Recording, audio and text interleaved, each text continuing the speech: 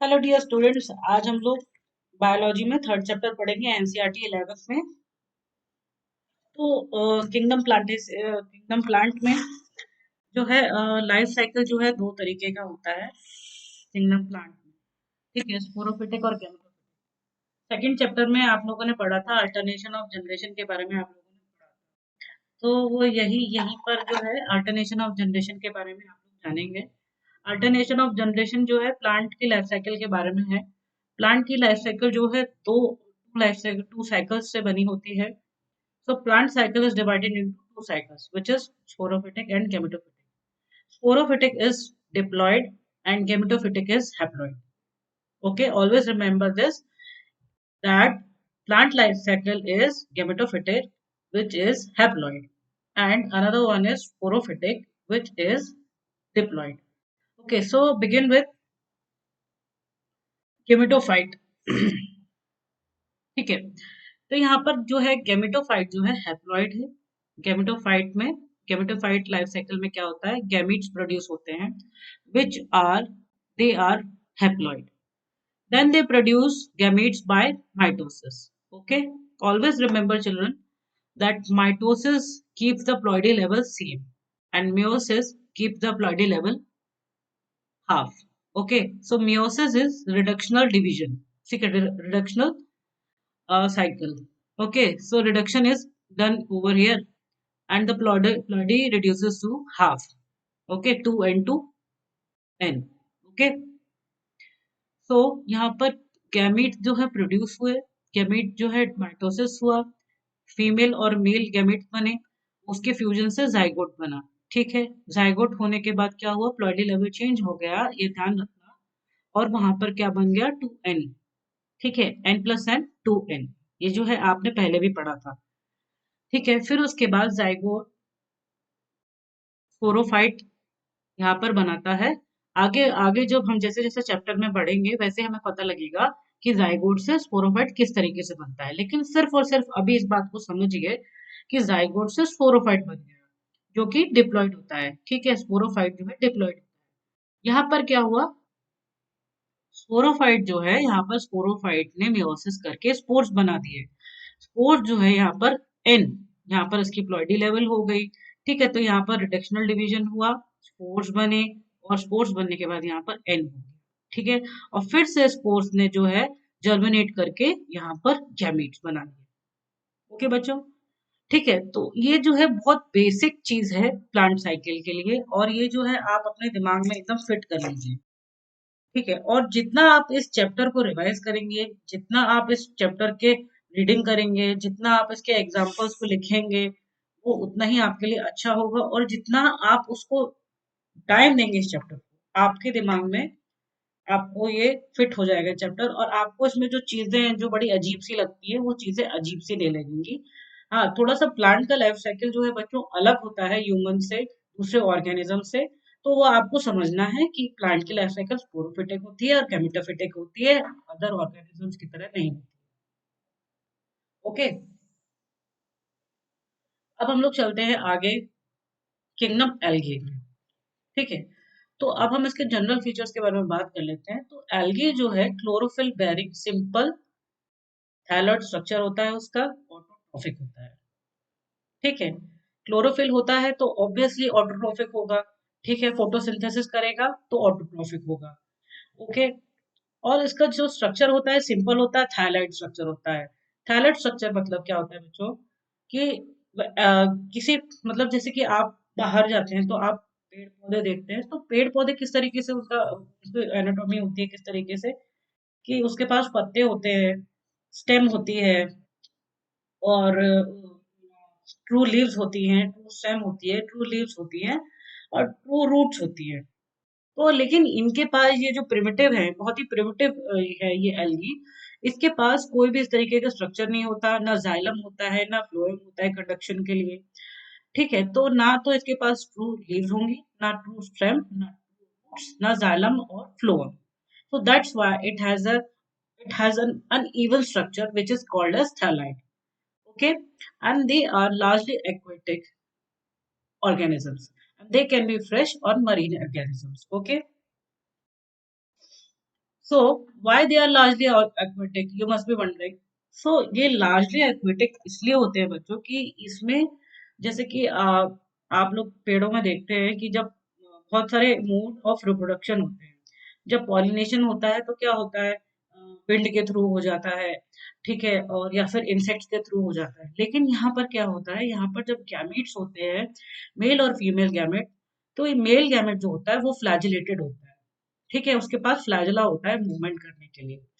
और उस male gamete को, फ्लैजिलेटेड मेल गैमेट को हमेशा पानी की जरूरत होती है मूवमेंट के लिए, ताकि वो मूव करके फीमेल गैमेट तक पहुंच सके फर्टिलाइजेशन के लिए, ठीक है। यानी कि मेल गैमेट चल के फीमेल गैमेट तक पहुंच पाए, इसलिए उसको पानी की जरूरत होती है। एल्गी जो है एल्गी जो है फंगस के साथ भी देखने को मिलती है, जिसको एक टर्म दिया गया है लाइकेंस, ठीक है, सेकंड चैप्टर में हमने पढ़ा था लाइकेंस क्या होते हैं। So the symbiotic relationship of algae with fungus is called as lichens, and there was phycobiont and mycobiont, ठीक है, they were symbiotic in relationship and they were mutually benefiting with each other। Okay, यहाँ पर क्या है, एक एक animal होता है, स्लॉथ नाम का एक एनिमल होता है, उसकी फर पे भी एल्गी देखने को मिलती है। आप अगर गूगल खोल के देखेंगे तो वहां पर आपको देखने को मिलेगा, तो कई बार स्लॉथ जो होता है उसकी फर जो होती है वो ग्रीन कलर की होती है, क्योंकि वहां पर उसकी जो फर होती है उसमें थोड़ा बहुत मॉइस्चर प्रेजेंट रहता है। तो जहां पर भी थोड़ा बहुत मॉइस्चर है वहां पर भी ये सर्वाइव कर लेते हैं, और पानी की जरूरत तो इनको होती ही होती है, ठीक है बच्चों, इनकी मजबूरी है। अब क्या है, ये जो एल्गी है ये कई फॉर्म्स में होते हैं, जैसे कि कॉलोनी में रहते हैं, फिलामेंट शेप होता है, और मैसिव प्लांट बॉडीज भी होती है। तो छोटे साइज से लेकर बड़े साइज तक इसका शेप और साइज हो सकता है, ठीक है। तो जो कॉलोनियल फॉर्म में रहता है उसका एग्जाम्पल है वॉलबॉक्स, ठीक है। तो यहाँ पर ये देखिए, ये वॉलबॉक्स है, और वॉलबॉक्स इस तरीके से गोल कॉलोनी बना के रहते हैं। यहाँ पर ये पूरा जो गोल सा स्ट्रक्चर है ये पेरेंट कॉलोनी है, और इसके अंदर जो ये छोटे छोटे ग्रीन कलर के स्ट्रक्चर है वो है डॉटर कॉलोनी, ठीक है। ये जो स्ट्रक्चर है वो आपके एनसीईआरटी में दिया गया है, उसको ध्यान से रखिएगा, क्योंकि ये जो डायग्राम है इससे कई बार क्वेश्चंस भी आ जाते हैं। तो हर एक चीज जो है आपके माइंड में जम जानी चाहिए, एक तरीके से सेट हो जानी चाहिए, ठीक है। उसका इतना रिवीजन करो कि आपको पेजेस तक याद हो जाएगा, ठीक है। तो फिलामेंटस शेप में कौन सी एल्गी होती है, वो होती है यूलोथ्रिक्स और स्पाइरोगाइरा, ठीक है। और कुछ मरीन फॉर्म जो होते हैं जैसे कि कैल्प्स, ये बहुत ही मतलब जाइगेंटिक होते हैं, इनॉर्मस होते हैं, और काफी लंबे मतलब काफी मीटर तक फैले रहते हैं ओशन में, ठीक है। इसके बारे में हम लोग आगे पढ़ेंगे कैल्प्स क्या होते हैं। लेकिन ये जो इसका साइज जो है कैल्प्स का बहुत लंबा होता है, मैसिव होता है। ओके, सो कॉलोनी, फिलामेंट और मैसिव प्लांट बॉडीज, ठीक है। अब चलते हैं रिप्रोडक्शन की तरफ। तो रिप्रोडक्शन में क्या है, वेजिटेटिव रिप्रोडक्शन, असेक्सुअल रिप्रोडक्शन और सेक्सुअल रिप्रोडक्शन।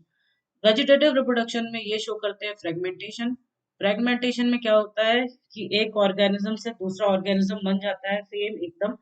और जब फ्रेगमेंटेशन होता है, तो जब फ्रेगमेंटेशन होने के बाद में एक फ्रेगमेंटेड जो पार्ट होता है वो एक थैलस शेप में वापस से जर्मिनेट हो जाता है। ओके, असेक्सुअल रिप्रोडक्शन में यहाँ पर क्या होते हैं, फ्लैजिलेटेड एंड मोटाइल जूस्पोर्स होते हैं, ठीक है। फ्लैजिलेटेड और मोटाइल जूस्पोर्स होते हैं, और ये जूस्पोर्स जो होते हैं ये वापस से जर्मिनेट होके एक नए प्लांट को बर्थ एक नए प्लांट को जन्म देते हैं। ओके, सेक्सुअल रिप्रोडक्शंस में क्या होता है, फ्यूजन ऑफ गैमेट्स होता है। फ्यूजन ऑफ गैमेट्स भी तीन तरीके के होते हैं, एक आइसोगेमस, एनाइसोगेमस और oogamous, ठीक है। ये हमने सेकंड चैप्टर में भी पढ़ा है, फंगाई में हमने पढ़ा है कि आइसोगेमस, एनाइसोगेमस और oogamous, लेकिन हम लोग फिर से इसका रिवीजन करते हैं। ओके, तो जब सेम साइज के गैमीट्स का फ्यूजन होता है तो हम उसको कहते हैं आइसोगेमस।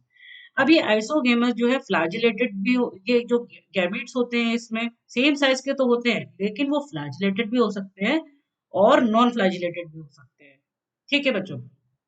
जब सेम साइज होता है और फ्लैजिला प्रेजेंट होता है दोनों गैमीट्स में, तो उसको भी हम तो उसका जो एग्जाम्पल है वो है यूलोथ्रिक्स, ठीक है। जब गैमीट जो है नॉन फ्लैजिलेटेड होते हैं लेकिन फिर भी साइज में सेम होता है, तो उसका एग्जाम्पल है स्पाइरोगाइरा, ठीक है बच्चों। और oogamous में क्या होता है, fusion between one large non motile female gamete and a smaller motile male gamete is termed as oogamous। यहाँ पर क्या है, oogamous में एक लार्ज बिग फीमेल गैमेट होता है जो कि नॉन मोटाइल होता है। ठीक है, कीप दिस इन माइंड। और उसके बाद में क्या होता है, यहाँ पर एक छोटा सा मेल गैमेट होता है लेकिन वो मोटाइल होता है। ठीक है, तो वो oogamous हो गया। अब इसका एग्जाम्पल है वॉलबॉक्स और फ्यूकस। ठीक है बच्चों, इसके एग्जाम्पल्स प्लीज बच्चों, इसके एग्जाम्पल चाहे तो न्यूमोनिक के ऊपर मैं नेक्स्ट क्लास बना दूंगी आपकी, लेकिन इसके एग्जाम्पल बहुत इंपॉर्टेंट है। इसका रट्टा फाइट टाइप का आपको करना पड़ेगा और कोई ऑप्शन नहीं है, थोड़ा सा मेहनत करनी पड़ेगी। और इसकी जो लॉजिक है वो आपको थोड़ा सा समझने की जरूरत है। ओके बच्चों, अब एल्गी जो है, ग्रीन एल्गी होती है, ब्राउन एल्गी होती है और रेड एल्गी होती है, बुक में बताया है। और इसको ग्रीन एल्गी को क्लोरोफाइसी भी कहते हैं, ब्राउन एल्गी को फेयोफाइसी भी कहते हैं और रेड एल्गी को रोडोफाइसी भी कहते हैं। ठीक है, और आगे हम लोग पढ़ेंगे कि इसमें अलग अलग तरीके के पिगमेंट्स होते हैं। ठीक है,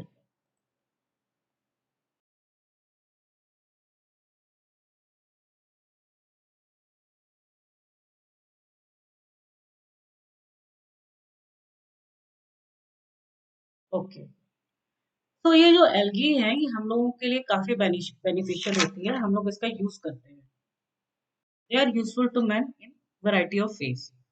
ठीक है, सबसे पहला इसका जो इम्पोर्टेंट पॉइंट है वो है carbon dioxide fixation by photosynthesis and plus dissolve oxygen levels ये इंक्रीज करता है। यानी कि समुद्र में हो चाहे मतलब पानी में हो, ठीक है, यह क्या करता है, ये कार्बन डाइऑक्साइड लेता है, फोटोसिंथेसिस करता है और ऑक्सीजन को रिलीज कर देता है। ठीक है, इससे क्या होता है, ये कार्बन डाइऑक्साइड तो इसने फिक्स कर ही लिया, साथ में इसने ऑक्सीजन लेवल को जो है, डिजॉल्व ऑक्सीजन लेवल को जो है इमीडिएटली एनवायरनमेंट में रिलीज कर दिया। सो देखो ये कार्बन डाइऑक्साइड फिक्सेशन करने का कितना बढ़िया काम करता है, ये बहुत इंपॉर्टेंट पॉइंट है इसका। ठीक है, अब ये जो है primary producers of energy rich compounds. ठीक है, प्राइमरी प्रोड्यूसर्स होते हैं ये, और एनर्जी रिच कंपाउंड्स भी प्रोड्यूस करते हैं। ठीक है, which form the basis of food cycles of all aquatic animals. ठीक है, एक्वाटिक एनिमल की फूड साइकिल के लिए इंपॉर्टेंट होते हैं ये एनर्जी रिच कंपाउंड्स। कुछ एल्गे जो होती है वो एडिबल होती है, जिसको हम लोग खाते हैं। ठीक है, तो 70 species of marine algae like porphyra, laminaria और sargassum is used as food. ठीक है, पोरफायरा, लेमिनेरिया, सरगासम जो है ये फूड की तरह यूज किए जाते हैं। बच्चों इसको ये जो है एडिबल वाला क्वेश्चन जो है, ये देखो आपकी एनसीईआरटी में भी दिया होगा, और इसको ढंग से याद रखना कि ये जो है एडिबल एल्गी है। एडिबल एल्गी में जो है क्लोरेला भी आती है जो कि यूनिसेल्युलर एल्गी है। ठीक है, ये माइंडेड यूनिसेल्युलर एल्गी है, इसको आप याद करिए कि क्वेश्चन आ सकता है कि ऐसी एल्गाई के बारे में बताइए जो कि यूनिसेल्युलर है और एडिबल भी है। ठीक है, so this algae is rich in protein and it is used by space travellers. ठीक है, as a rich protein source. Gelidium and gracilaria which creates agar। अगर मतलब कि एक तरीके का एक तरीके का प्रोडक्ट होता है जो कि जेलिडियम और ग्रासिलेरिया से बनता है। और ये जो है अगार प्लेट बनाने में यूज होता है। अगार प्लेट वो प्लेट होती है जिसपे बैक्टीरियल कल्चर किया जाता है। साइंटिस्ट लोग जो है अगार प्लेट बनाते हैं और उसके ऊपर बैक्टीरिया को ग्रो करते हैं। ठीक है, और आइसक्रीम और जेली बनाने में भी इस अगार का यूज होता है। कुछ एल्गी जो हैं जैसे कि ब्राउन एल्गी, एल्जिन और रेड एल्गी, और रेड एल्गी क्यारा ग्रीन टाइप के सब्सटेंस को प्रोड्यूस करते हैं जो कि हाइड्रोकोलाइट रिलीज करते हैं। ठीक है, एल्जिन और कैराग्रेन से आपको हाइड्रोकोलाइट मिलता है, और हाइड्रोकोलाइट क्या होता है, ये हाइड्रोकोलाइट जो है पानी को होल्ड कर सकता है ढेर सारा। ठीक है, तो इसके अंदर वाटर रिटेनिंग प्रॉपर्टीज होती हैं and they are called as hydrocolloids. तो अब हम लोग चलते हैं क्लोरोफाइसी की तरफ, दैट इज ग्रीन एल्गी। तो green algae can be unicellular, colonial और फिलामेंटस। ठीक है, यूनिसेलुलर भी हो सकती है, कॉलोनियल भी हो सकती है और फिलामेंटस भी हो सकती है। ग्रीन एल्गी का एग्जाम्पल देखिए, यहाँ पर क्या था, कैलिडियम और ग्लास, कैलिडियम नहीं, ग्रीन एल्गी का एग्जाम्पल था वॉल्वोक्स। ठीक है, तो ये याद रखना, ग्रीन एल्गी का एग्जाम्पल वॉल्वोक्स है, क्योंकि आगे भी पढ़ा था इसलिए मैंने आपको बताया कि वॉल्वोक्स जो है ग्रीन एल्गी है। तो जो कॉलोनियल रूप में रहती है वॉल्वॉक्स कॉलोनियल कॉलोनियल में। ठीक है, क्लोरोफिल ए बी, इसमें प्रेजेंट होता है क्लोरोफिल पिगमेंट ए और बी, जो कि फोटोसिंथेसिस में यूज होता है। और ये जो है क्लोरोफिल जो है क्लोरोप्लास्ट में प्रेजेंट होता है।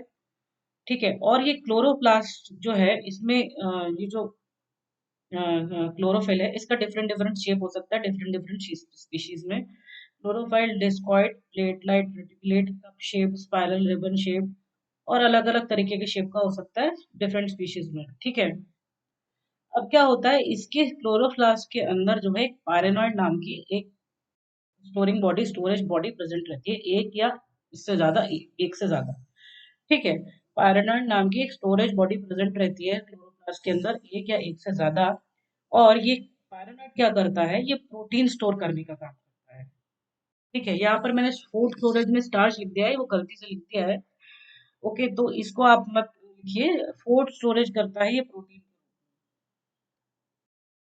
और कुछ एल्गी जो है फूड स्टोर करते हैं ऑयल ड्रॉपलेट्स के रूप में।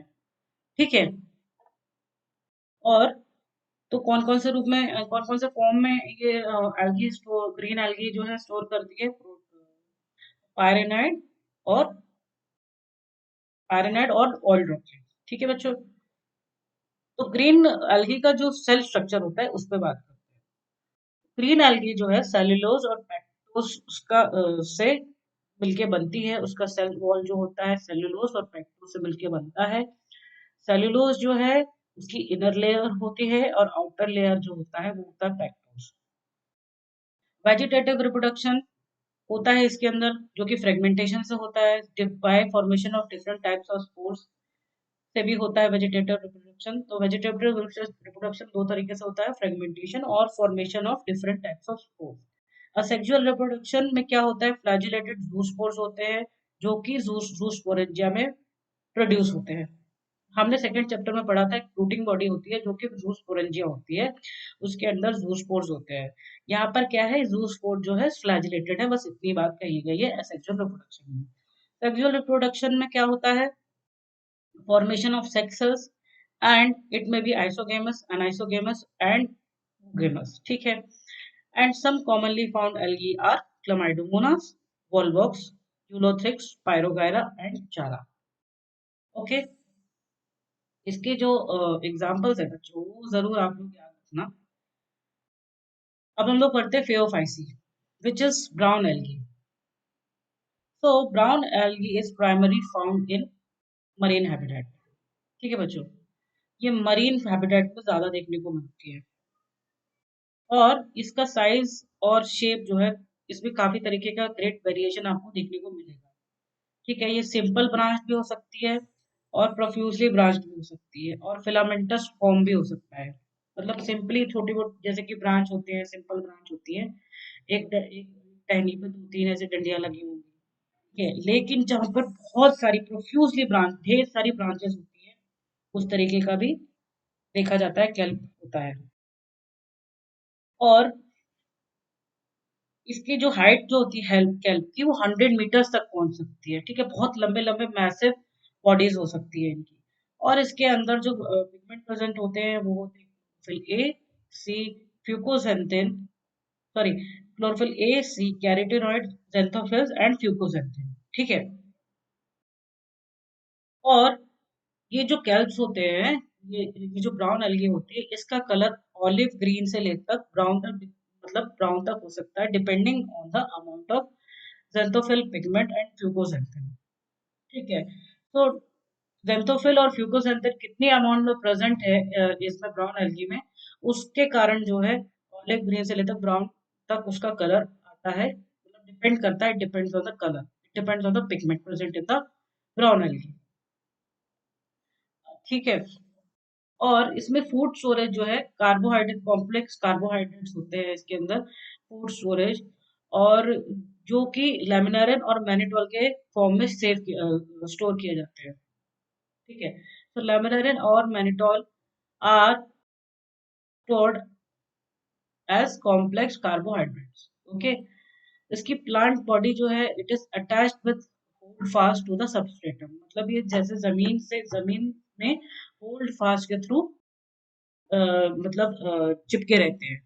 इसमें होल्ड फास्ट नाम एक, जैसे कि कोई शिप होती है तो आप देखा है ना, एंकर डाल देते हैं तो वो शिप वहीं रुकी रहती है, वैसे ही होल्ड फास्ट होता है। तो होल्ड फास्ट क्या करता है, प्लांट बॉडी को एक जगह पर रोकने का काम करता है, जैसे जड़ें होती है वैसे ही होल्ड फास्ट होता है।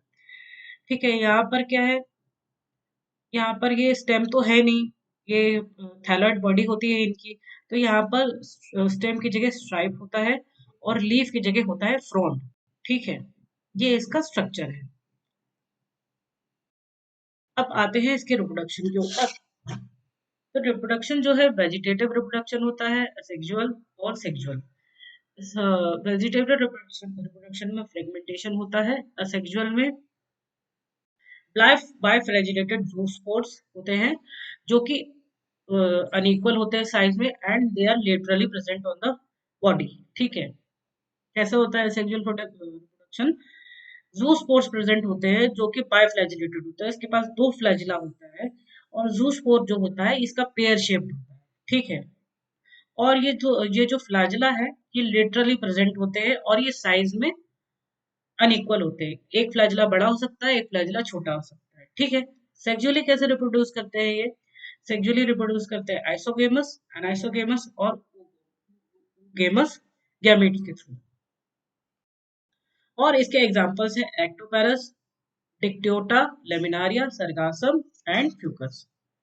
ओके, अब चलते हैं रोडोफाइसी की तरफ, which is also called as red algae.